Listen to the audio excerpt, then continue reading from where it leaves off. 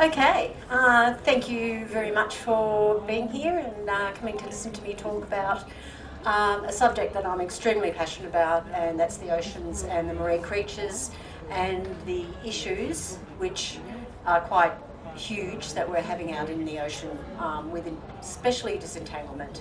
Now I'm not sure if you know who ORCA are. Does anybody know about ORCA, who we are? Yeah. So I really don't need to tell you who we are.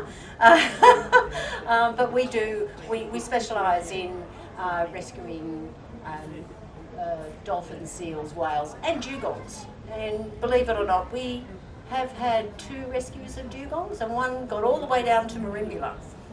How it ended up down there, I don't know, but we actually got the Navy in. They sent one of their big planes down, and we loaded it up on a mat, put it in the back of this huge big, I forgot what they're called now, the great big planes that they put all their gear in, and took it back up to the warmer water where it should have been, and it's still fine today. So that's where people go, dugongs, a bit odd.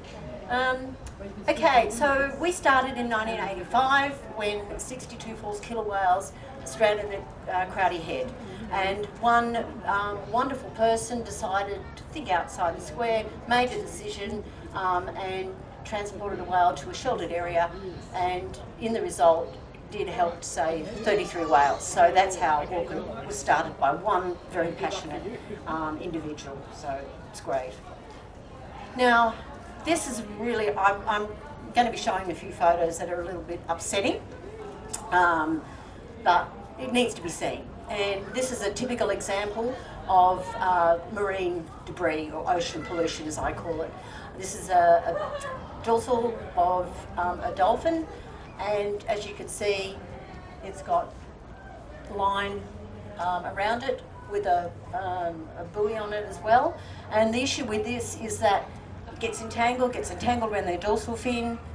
It stops them from diving, from feeding, and also they eventually will lose their dorsal fin if we can't find them. We work in conjunction with National Parks and Wildlife and their disentanglement team. So we rely on the public to call our hotline, which is 24/7, 7 days a week. If you do see any animal like that, because we try and get out there as quickly as we can to release these lines, because if we don't, they lose their dorsal fins, they bleed out, and they will get taken by a shark and they will die, and it's pretty sad. This is Benny, our opera house seal. I don't know if anybody's seen or heard about Benny, but Benny's been around for about, 5 or 6 years now, and he disappears and for like 6 months, and then he comes back, and he came back about 2 weeks ago. So at the moment he's basking on the steps of the opera house, and they put up barriers so that tourists can't go down there and annoy him, and also seals bite. They look friendly, but if you get too close to them, they will bite you, and they can do some pretty nasty damage. So that's a good, healthy New Zealand fur seal, and that's Benny. Here's another example of a dolphin entangled in debris. As you can see, that's probably the end of a buoy of some sort, and it's also on the verge of just about losing its dorsal fin. And this is a perfect example of fishing line. Now this is one thing that really, really, really irritates me and upsets me is, okay, if you've got a fish, take your gear with you. Don't leave it on the rocks, or if you're on a boat, if it does go over the side, try and go back and retrieve it, because we see this so often. We had a dolphin, was it a dolphin or a seal? It was a dolphin that washed up in the harbour 2 years ago, and it was totally entangled in fishing line, and it was dead because it couldn't move. But this is a beautiful example. You can see the hook in its mouth, and you can see how far this line's going down. So these are reasons that we also want the public to call us, even if you're not sure. We'd rather get a false alarm than have a seal like that and then have it suffering. A lot of the times if they do get a hook in their mouth, it will rust and it will eventually fall out, but not when it's got fishing line attached to it like that. And here's a beautiful example of a humpback, again entangled in ropes. Oops, how do I go back? Yeah. You can see the ropes here, and this is becoming more and more and more common with us seeing humpbacks and minkies being entangled in discarded ropes and nets as well. Ghost nets, gill nets, which are illegal all around the world because unfortunately seals, dolphins, turtles, whales are getting entangled in them. And if we don't get our disentanglement team to these guys in time, they'll die before they get to Antarctica. Because if the more entangled they get, they can't breach, they can't dive, they can't feed, and they need to breach when they're heading back to the south to get rid of the sea lice. This is a really sad example. This is a humpback whale. As you can see, it's trailing these buoys and crab pots. Crab pots really should not be allowed to be put out in the ocean during the migration period because the amount of whales that we see trailing crab pot buoys is atrocious. We had 22 in the migration period last year. Sadly, we can't get to all of them. This poor thing is, you can see it's pink. Whales aren't pink. That's sea lice. And it was covered in sea lice because it couldn't dive, it couldn't breach, and it was just, and sadly, this one did pass away. We couldn't save this one.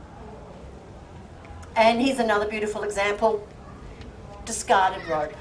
And you'll probably find that's come off a commercial fishing trawler or a fishing vessel. And here's a beautiful example again of a seal that's hauled out and it's entangled in ropes.